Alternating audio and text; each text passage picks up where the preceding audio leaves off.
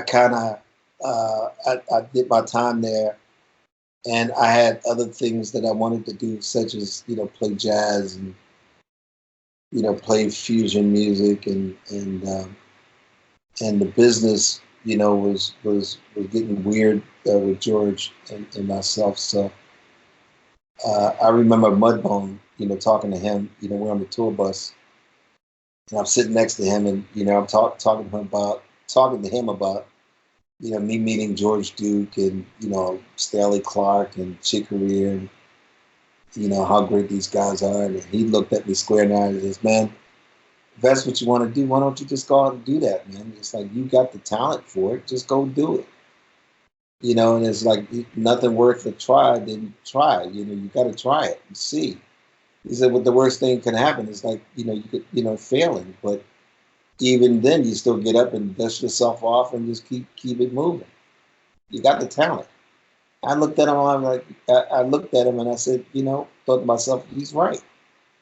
So, well, plus, I mean, things had slowed down for the funk mob by then. I mean, there wasn't like when you came in, they were doing so many things, and by the mid '80s, it kind of just went down almost a trickle compared to that. So I'm sure you weren't nearly as busy either with that. Well, that was because George was suing Warner Brothers, and he had to take a year off to get all the legal affairs, get that out of the way. And that's when Gary Scheider was taking over the thing, and people felt like if they didn't see George, they weren't going to buy any tickets. It was the same band, same music. Scheider was always there anyway, and he did most of the singing anyway. So, but people felt like if they didn't see George, just see him, then the show wasn't nothing or something, which was like untrue. What was your most unforgettable memory from the road during that period working with them?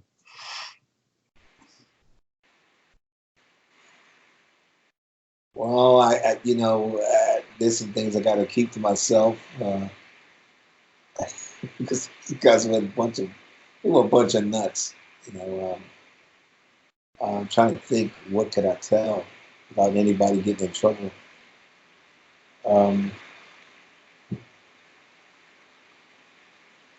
Now I remember one time, Sir Knows, Larry Hextall. They used to play, card games on the bus just to pass the time, and they would gamble, And it's Bob Bishop, the sound guy, Skeet, was playing. Maceo was playing sometimes. Either Maceo was playing or he was, sometimes watching with the game. Then there was Sir Nose and somebody else, maybe Greg Boyer or something. And they sit, around this table and they, playing the game. Larry Hextall was kind of, like weird about his bunk area. And, he's very militant, kind of guy where, when he make up his bunk, you could bounce, you could bounce a quarter off that thing. It was so well made. And he would have, his lights, when the lights weren't like normal lights, he would put like, like a piece of gel up, from the lighting trust. Give his bunk a, a certain look about it, and then he would change the, from red to purple to green or whatever color, he decided he felt like that night. And after the card game, or when Larry had enough of playing cards, he went back to his bunk and found out his bunk was a shambles. Somebody ripped up his bunk and took the blanket. and and he looked down, and when he gets mad, you can't understand him, sort of, because he just, he gets irate, like you just couldn't make out anything he was saying. The only thing we made out was his blanket. Somebody got his blanket. And he went back to the bunk area, and as he was going back and forth, he looked down the bottom bunk, and he see a corner of a blanket hanging out, and he went to tug on it, pull it, and the trumpet player Larry Hatcher was in that bottom bunk, and you can hear him rolling around, hitting the walls and stuff as he's rolling around, and he thought Larry Hextall was playing around with him. And Larry, when he gets mad, he's got the strength of an ape. He pulled him. He had the blanket like this, up in the air, and he's face to face with Larry Hatcher, who's holding on to the blanket, and now he's being accused of he was the one that stole the blanket. And I'm laying in my bunk, and now the bus is swerving back and forth, and the door to the bunk area is open and closing. And every time the door opened, I see a new position of somebody getting beat up. Like stop motion. Right. The door opened, and there's Larry, Sir Nose, on top of Larry the trumpet player. He's beating him. And then the door closes, and the door opens again, and there's the trumpet player on top of Sir Nose, and he's trying to hold him down because he couldn't fight him. So he was trying to hold him down. The door closed again, open up, and there's another position. Now they're on the floor, rolling around. So I get out of my bunk. I'm like, what the heck is going on up there? Well, the reason why the bus was going back and forth because the Joe, the driver's name was Joe something. He's trying to figure out what's going on, and he's trying to see what's going on, and he's trying to keep his eyes on the road and look back, and he don't know whether to stop the bus or not. So he stopped, and we all broke up the fight. And the trumpet player, like ran off. As we figured it out, what happened was the wardrobe guy, this guy named Mark something, can't think of his last name either, it's so long ago. He came on the bus, and when we noticed when he walked off the bus, because he was on the second bus, we were on the mothership bus, and when he walked off with a blanket. So he had to be the one that took the blanket. Now, all the blankets looked the same. It was the same blanket. So we don't know how Nose figured out, he figured that the blanket that he saw was his when all the blankets looked the same. So now the trumpet player runs off. He gets mad. And he locks the door. And Maceo standing in front of the door. Come on, Larry. Everything's squared. Sir Nose is, he's sorry. He wants to apologize, but the trumpet player wouldn't open the door. And now it's ticking off Maceo. Maceo is saying a few words. Man, it was crazy, man. I remember, I had to run to the bathroom and just throw up from laughing. I mean, when I laugh too hard, I start throwing up. and it was just really funny. Did they hold grudges or just let bygones be bygones? No, they let bygones be bygones. But somebody was very sore. The trumpet player was very sore. After all that happened. But those guys, man, I remember another incident where we were on the Atomic Dog tour, and George would invite these girls to come up at the end of the song to do some dancing with him, but he'd invite like a few girls up, and then he'd invite the singers to come down, to dance with him. And George is walking around screaming, the dog catcher, do the dog catcher, they do the dog catcher, blah, blah, blah, blah, blah. And he always picked out this one girl to dance with, and he would pick her up and throw her on the ground. And he's like, with the microphone, he's over top of her now. He's got his crotch in her face. And he's, humping, doing that stuff. And we're going like, man, one of these days, George's going to get killed because we know it's somebody's girlfriend up on stage. And he's up there humping on her face. And I'm quite sure, if the guy don't come up and try to do something, then he'd probably do something to the girl later on, for allowing that to happen. And one day he picked this one girl. He's dancing with her. She's kind of tall. She's about his height or maybe even taller. And he's, he kind of liked it. She's blonde, nice. And he tried to pick her up. She kind of shifted her weight and he couldn't pick up, so he dropped her. She picked him up, picked him up had him by the belt buckle, had him by the collar, and went back and ran across the stage and tossed him. Tossed George? George. And he goes sliding across the floor, and he went under Bernie's keyboards. He hit something under Bernie's keyboards. You hear a thunk. And George had the microphone like this on him. And all of a sudden you hear, oh, my back. Well, make a long story short, because I can't finish that story after what happened after that. But one of the band members took her back to the hotel. And come to find out, she was a transformer. She was a he. Oh, wow. Right, so then it all made sense how she had the strength to pick up George, because George was, he was tall and he had some weight to him. Wow. Man, we saw kind of crazy stuff. Like one night, Philippe Wynne, when he first joined the band, he's coming out of a whole nother classic thing. He's coming out the tucks and tails of the Spinners. And, here we are, we're dressed in army fatigues. And this is on the Uncle Jam Wants You tour. And, he would come out,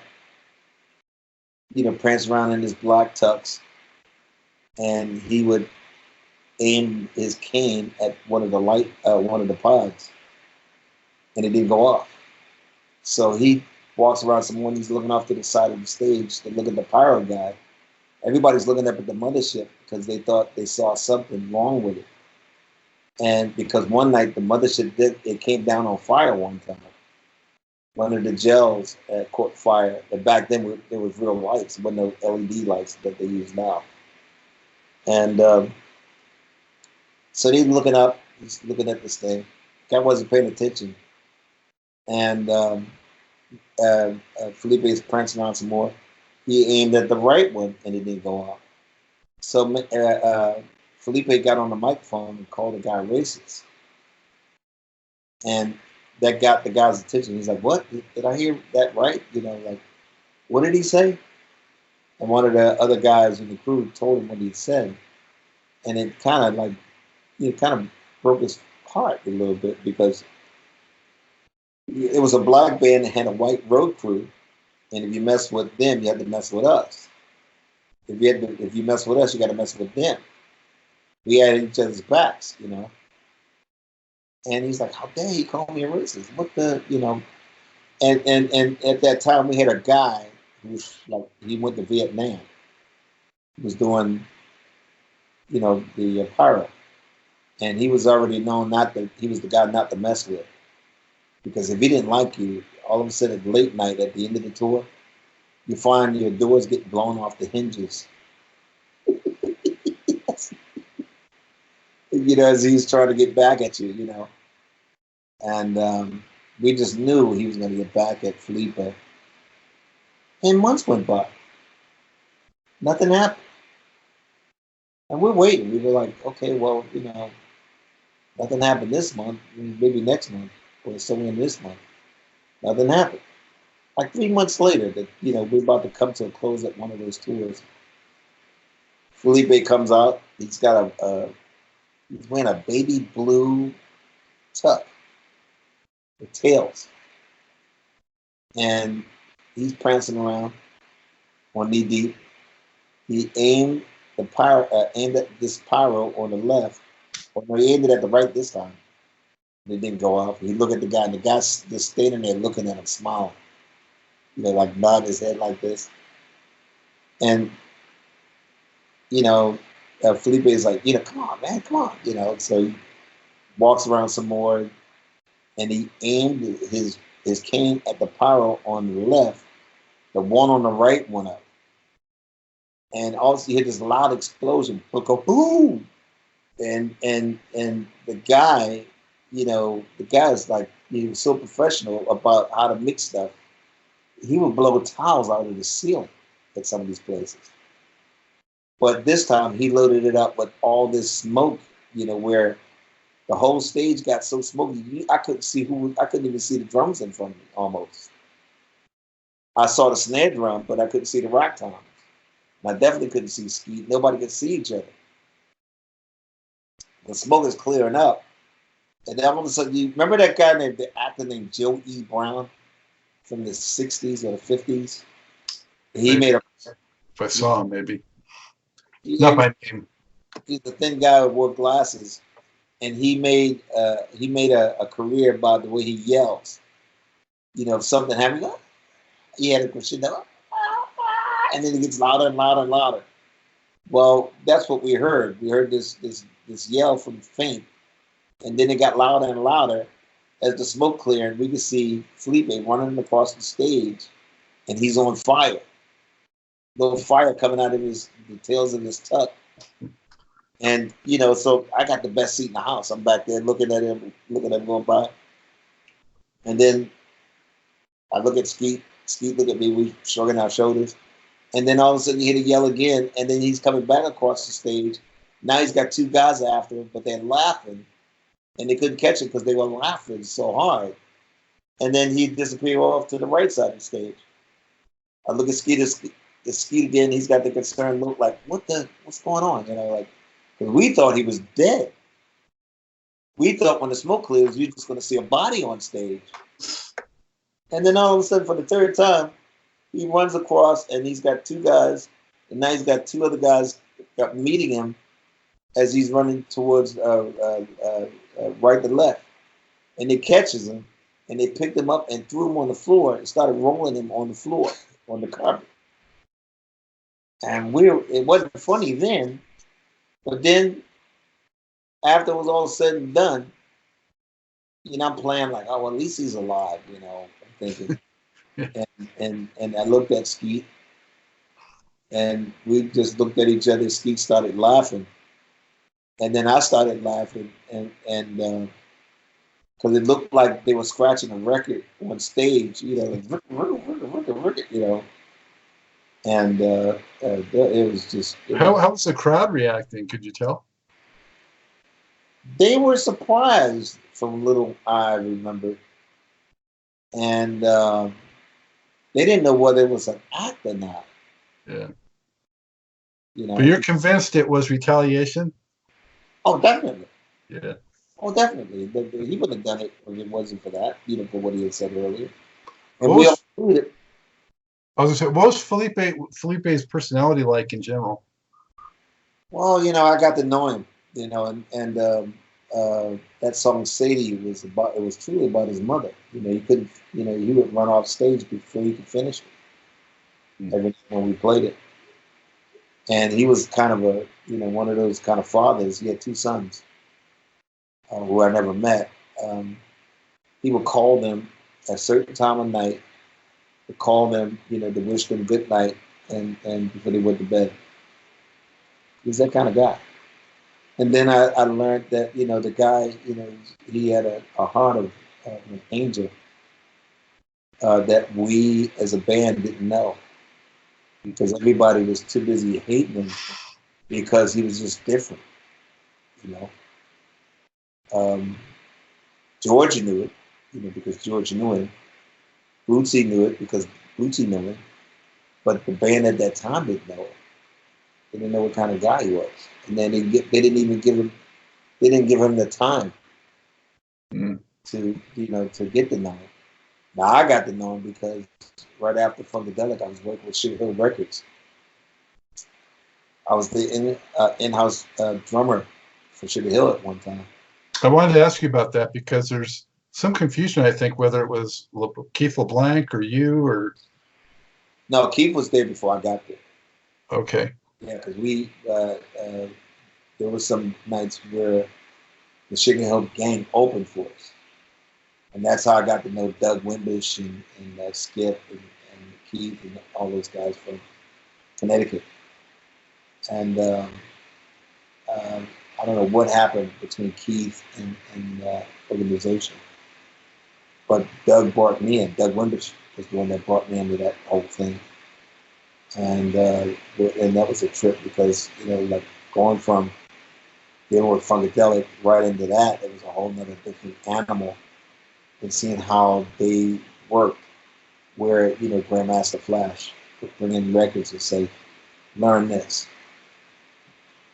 And we're learning it, at that time, the first time I recorded with them, for them, seeing how they worked and then going like, why am I learning this stuff? We should be doing, new stuff, but they would just either sample or have their band duplicate, these songs. And then they put their own thing on it, and then they say they wrote it. And that's where the trouble started, like the message, not the message, I'm sorry. White Lines? Yeah, White Lines. Boo-doo-doo-doo-doo-doo-doo-doo. And they got sued. No, it wasn't White Lines. It was, let me see. Do do do do do do do do boop boop boop boop boop boop boop boop boop do do do do boop boop do do oh oh. Rapper's Delight? Rapper's Delight. Yeah. Well, they got sued big time because of that. Because of Chic. Yeah. Yeah, Sheik was, Nile Rodgers waited until they, that record became like a big hit all over the world. And then sued him, which froze up their assets for a while until the court case was through. And he got like a ton of money. And rightfully so. Because if you're gonna steal something from somebody, you want to, if you steal ideas or concept, okay, there's a way of doing it without like you blatantly just ripped off the song. Yeah. It was the whole bass track. Yeah. And then the drum parts were a little different because I'm playing it, but everybody, as soon as you heard boop, boop, boop, boop, boop, boop, boop, boop, boop, you knew who it was. Yep. Well, I was a DJ, so it mixed nicely with the good times. So, I was okay with it. But business is business. Like Ray Parker, who did Ghostbusters. Yeah. And he got sued. Huey Lewis. Right. And everybody knew that, when you listen to the bass, like, that's, I want a new drug. But yet, and here's a guy who's smart enough to know, and he did it. And, I mean, they see the pants off of it. So, how did you, so Mudbone was telling you, hey, if you want to play with these fusion and jazz cats, you should go for it. How did you actually start to, rub elbows with them and actually get involved with those guys? Guys like Mike Stern and Randy Brecker and Stanley Clarke and so on. Well, a lot of guys at that time, they were waiting for me to leave the band anyway. Prince was trying to get me to do some things with him back in the days. And he and I could see eye to eye because of the way he was back then. And you couldn't look at him in the eye, and you couldn't do this, and you couldn't do that. And we're like, well, yes, because God put on his pants just like I do. And, if he's talking to me, I'm going to look at him. And I want him to look at me. None of that, looking down like you're ashamed and all that stuff. Or he think he was so cute that you couldn't look at him. I don't know what that was about, but I remember at the, how come I can't remember that place? Back when we did, any other time I would remember the name of that place. It was in California. I can't remember the name of the place. And we just came off stage.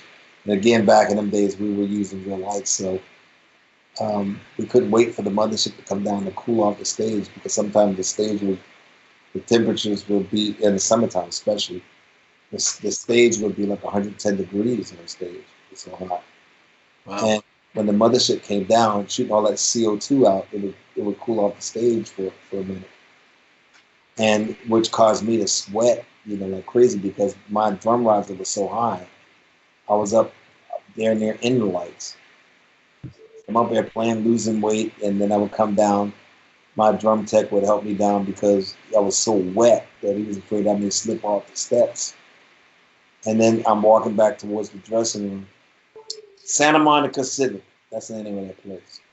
Yeah, I saw the Parliament show there, and the Gloria Hell Stupid tour there. Yeah. Is that the show you're talking about? Yeah, it was one of those nights. That was okay. Towards dressing room, and it was one of those nights where it was Prince, The Time, Apollonia, Vanity Six, then, yeah.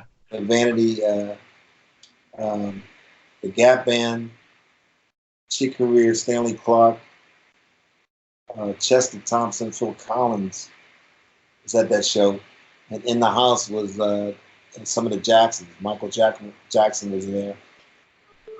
He had supposedly had one of his brothers out. I can't remember which one, but I think it was the guitar player. I think it was him right now. And Sly Stone was there, and Larry Graham was there. So that night when all this went down, and I'm walking back towards stage, and we tore the roof off that sucker that night, and it was a great performance. As I'm walking, and we were warned not to, Prince and area, don't look at him, don't talk to him, blah, blah, blah, blah, blah. So I'm walking up towards him, and I see him walking in his path. He said, I'm going up. So I go to my left, he goes out to where I am. And I'm talking to somebody, I think it was Lodge Carey, I think it was. But I'm not sure, or Clip. And I walk to my right, and he walks to it, in my path. And as I'm walking up to him, I'll just walk around and I'm looking at him. He's looking at me. I'm looking at him. And he had this look like, how dare I walk around him and not say anything? And I go to the dressing room area, or I'm in the dressing room drying off, and somebody come in and says, Prince wants to talk to you. I'm like, well, let him in. He says, no, he don't want to come in. He wants to come out. Okay, so I go out, and he's like, asking me how come I didn't say anything to him. I'm like, well, we were warned not to say anything to you. In fact, I'm not even supposed to be looking at you according to what they're saying, And then that went on to a few things, and then, and I said to him, at the bottom line of everything he was talking about, whatever that was, that mumbo jumbo bullcrap he was talking about. And I said to him, at that time, I was like, look, man, all I know is when I look at my check, it's got George Clinton's name on it. It don't have your name on it. So if George Clinton is not tripping, why should you? And after that, man, it was like there was a ripple between us. Well, what year about are we talking? I think that was like 80. Yeah, so he was not yet even a superstar yet. He was still rising. Yeah. He was tripping, like 80, 81, he was tripping already. He was, I think he was still trying to figure out himself and find himself, and confused about himself at that time because, he was very shy also. And he would allow other people to talk for him. And, when he's out, around people that want to do interviews or whatever have you, and if you go back and look at some of those videos, he wouldn't say much. No. I saw both the Parliament show in early 80 at the Civic, and in later 1980, I saw Prince's show there too. But I think he eventually, changed his ways, but later in life. Well, yeah, later in life he did. Because I remember there was this camaraderie between him and Rick James. and it made Rick James kind of stepped up his game, even when Prince came on the scene. A lot of people don't know, like when Rick James came on the scene, or before he became Rick James as a lot of people know him, he actually auditioned for Palmer Funkadelic and failed. Well, I know very early on he did some stuff with Neil Young, and then later, I guess he tried to get with P-Funk, right? And then and I remember, he was saying stuff like, "But that's all right, one of these days you're gonna be open for me." That's what he said to George. And he almost, well, he was that big where we could have, but it didn't happen. I don't recall, while I was there, I don't recall ever opening for him. But he was huge. It became, the thing I didn't like about him was the fact that, I mean, the guy was funky as all get out, but he just had no respect for the audience. Anytime, you walk out, the first thing you hear is cussing out the audience. I didn't like that, but then that was me, that's the punk funk, as they called it. Yeah. Like how you end up, doing, and, all that kind of stuff. I'm like, oh my God, So you left, and the first thing you went to after P-Funk was the John Scofield band. Is that right? No. I was with Sugar Hill Gang for a while, and then I left that, and then I joined a band called Special Effects, like Kelly Minucci and those guys, and then oh wait a minute, I was still with Funkadelic or George Clinton, those guys, doing the recordings. We worked with Sugar Hill Gang. And also, I was at the tail end of Funkadelic when I joined Special Effects, because I remember doing some gigs. Like we did Rock Palace, and we also played on Saturday Night Live when I was still working with Special Effects. And after Saturday Night Live, we did Rock Palace. That's what it was, with Red Hot Chili Peppers. And this is before Chad Smith had joined the band. They had this drummer. He played with this group called Captain Beefheart. He's in the band, and he sounded great, I thought. And it was my first experience working with them, seeing how they worked, and I thought they were crazy. They got Flea jumping up and running all over the stage. And that's when they just wore like body paint and socks on their. Yeah. I remember at the end of the show, their way of like ending the show is mooning people. But they would get two guys would get on their knees to the audience, and the other guys come and try to climb up on their backs. But the visual is like, as I'm looking at this, I'm going, oh no, they're not going to do what I thought. Oh my God, no. But they, climbed up on the other guy's back, and then the other guy, I think Anthony, was on top, and that's how they ended the show. And I remember, like being in some airports, and people were like flocking to the airports to see him as we were making this little tour that they ended up canceling. I don't know why they canceled. They canceled the tour, but we got some dates out of it. And but the Red Hot Chili Peppers kept on going on the tour. We were, for some reason, called off the tour. And then I found out they were big fans of Funkadelic. I didn't know that either. They loved George, and they loved Gary, and they loved the band. And so I was working with Special Effects, and then from Special Effects, I ended up with John Scofield.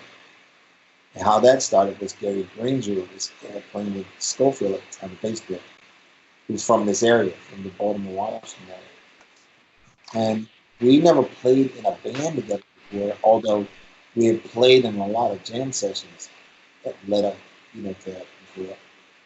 And we knew that we could play together, make things work. Because he had ears, the size of any room,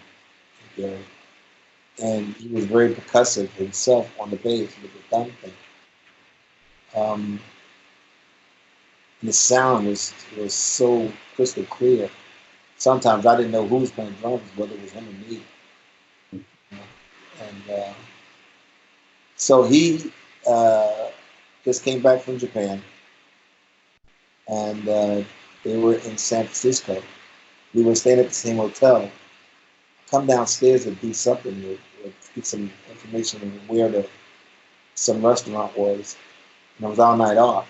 And I think it was their night off too. And no, it wasn't our night off. We played that night. And we're looking at each other like, what are you doing here? What are you doing here? What are you doing? Well, I just came from Japan and that's scary. I'm like, well, I'm playing with the special effects at the Great American Music Hall. And I'm like, if you want to come, I'll leave you some, leave you some tickets and some passes. He said, yeah, man, leave me a couple of tickets and a couple of passes, and I'll come to the show. I'm like, bet, but then he brought John Scofield to the gig. And after the show was over, John came to me and he says, what do you feel, how would you feel doing a recording with us? Because he knew he was going to go in the studio and do some recording. He didn't know what it was going to be, and who the instrumentation was, other than Gary and him. So we went to the studio and recorded Blue Matter. And Hiram Bullock was on. I don't even know Hiram. You know Hiram? Yeah, guitar player. Yeah, he was on that record, and George Duke was on the record, and then we had the keyboard player in the band at that time was Rob Aries. No, I take it back. I think it was Mitch Foreman. And the original guy was supposed to be Kenny Kirkland. He used to play keyboards in the band, but he never made the verse. So Mitch Foreman was flown in at the last minute the day of the show. And he sight read the whole show and did a great job at it, as I recall. I couldn't believe somebody could read like that and play the gig perfect. And he was a keyboard player, and we went in, like I said, did the recording. We flew the stuff out to George. George played some things on it, because George and John Scofield played together with various bands, such as one of the great band of Billy Cobbins, the George Duke Billy Cobbins band. And so George played on it, and that's how he discovered me. And then he found out I was with Funkadelic, and then he was like blown away because he's a big fan of funk. That's how the Dookie Stick and all that stuff came out. Who's a big fan of funk? George Duke. George Duke, yeah. Yeah, that's how he did those records like Reach For It. Yeah. All that stuff because he was a big fan of funk. He loved George Clinton. And he found out I was a part of that band. He immediately looking for me. And then he realized, because he remembered seeing the show at the, I can't think of the name of the place again, Santa Monica Civic.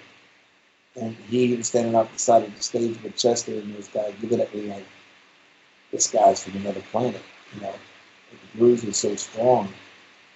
And I remember the Gap Band, when we played that night, the Gap Band was running around. Robert, the bass player, he was running around and he's throwing stuff at me, hitting me in my back. Every time I look down, off the back of the stage, I'm looking at him and he's like, standing there shaking his head, his hand in his head like this and like shaking it like this is the greatest thing he ever saw. And then he'll run around and look at Skeet and he's looking at him like in disbelief. We were on that night. We were definitely on that night. What about that Don Blackman record? Do you remember anything about that? Because that was a funky as heck record too.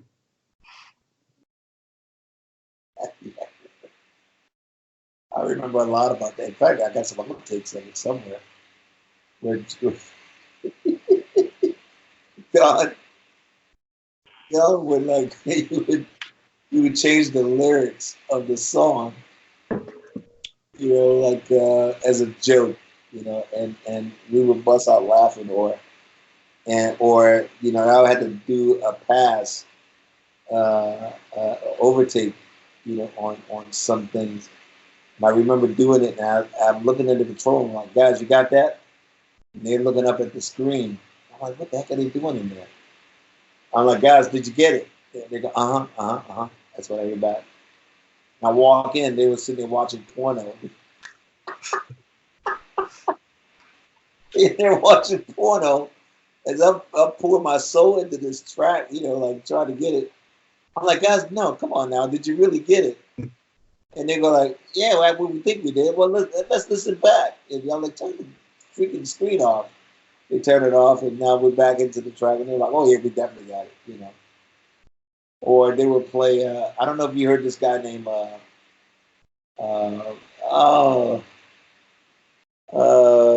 oh, man, what's that guy's name? He changed people's lyrics up. Hold on. I'll tell you exactly what this guy is. Singer or rapper? He was a singer and rapper as well. Blowfly? Blowfly, yep. Yeah. So they were sitting in the studio listening to Blowfly while we were trying to record some of that stuff. And some of the stuff was so funny. I never heard of him until then. And some of the stuff was so funny where we couldn't even track that day. We were so busy laughing at some of the stuff that we heard. Oh, man. We had a great time. It sounds like you had a great time on that one. Yeah. We had a great time recording that record. Wow. A great time, So, what would you say are some of the things you're most proud of in the jazz fusion area? Some projects that you just really feel are benchmarks for you.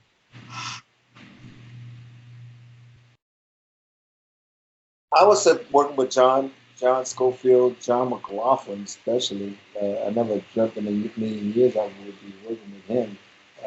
Because I learned a lot by listening to the Mahavishnu play. Yeah. Still learning, and I ended up working with him and becoming like a brother to each other. His birthday is on January 4th, and I call him every year. If I don't do anything else, I make sure I call him every year on his birthday. Say happy birthday to him. And well, he's as you've played with so many fusion guitar players in Stern and Kahn and Scofield and McLaughlin, and you seem to really mesh well, especially with the guitar players. Yeah, I mean, because they one thing about me is like they realize this is what I try to teach the clinics and talk about at clinics is that look, man, when you walk into the studio, it's not about you, although it's about you as far as like making this work. But for me, it's like when I walk into the studio, it's not about me, it's about us.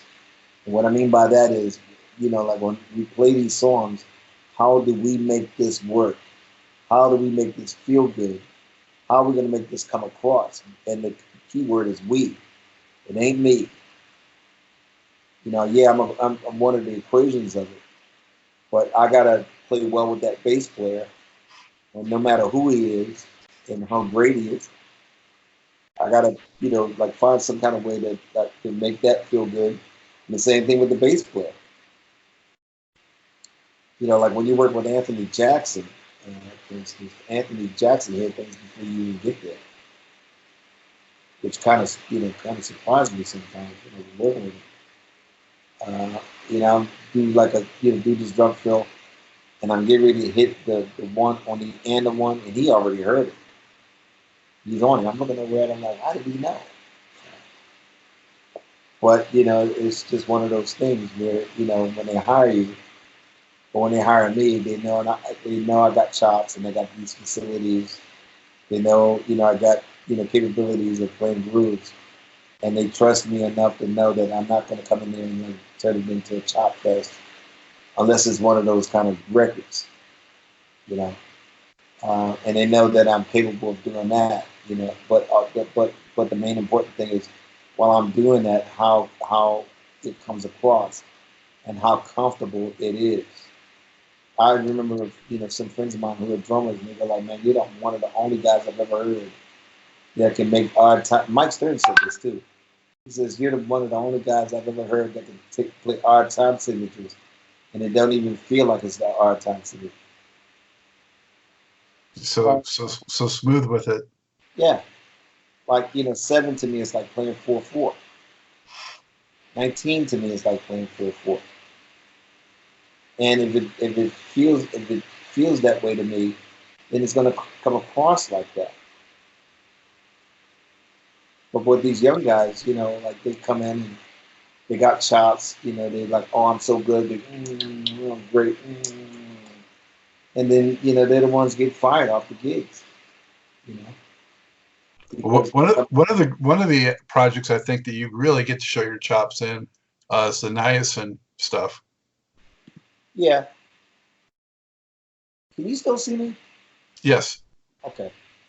Yeah, the niacin stuff at the beginning, that stuff was a little weird for me because I felt like the writing was written for the writers who wrote it just to blow over. And then when Organic and also Time Crunch, when that came out, the guys was like writing stuff, as a band, to make, to have their own identity. And I think that was like the best 2 records, maybe 3 records. I can't remember what the other one was before that, but definitely Organic and Time Crunch was 2. But I felt like the band was becoming a band, because the guy wasn't just writing for himself; he was writing for the unit. And I had a great time working with him, especially working with Billy Sheehan. Billy Sheehan, a lot of people don't know, man. This guy, he should have been a comedian. I mean, I remember him telling me some stuff, man. And I remember one incident where he told this story, and we were at a restaurant or something, right? We were eating, and there was a mixture of people around the table. He told this thing, man. I got up. I was laughing so hard. I got up and try to like just get away from the table because he's laughing, I'm laughing, and I couldn't breathe. And I went to hold myself up on this table, and I fell to my knees, and the room started getting dark. I almost passed out. I was laughing so hard. Oh, Yeah. man, he is something else. I'm glad I'm not that funny because you might throw up or fall out of your chair. Well, not to tell jokes because it's like you won't get anything out of me for sure. And then you played with Eric Leeds, so that kind of goes back to the Prince camp a little bit. He was Prince's sax player. How'd that come to be? The record company guy, and I can't think of his name right now. Lee Pearson, I think his name was. Yeah, I think his name was Lee Pearson. He asked me to do it, and he said that Eric wanted me to play through the recording on it, but I never got a call from Eric. I mainly dealt with Lee Pearson. He was head of Warner Brothers, A&R at Warner Brothers, I believe. And on that recording, I remember it was Richard T. Great Richard T. was at one year, and I forgot the bass player. Maybe you remember that bass player? He became famous. He played left-handed bass. He was a tall guy. He looked like a basketball player, and he died. He had sugar diabetes, so they cut. Oh yeah,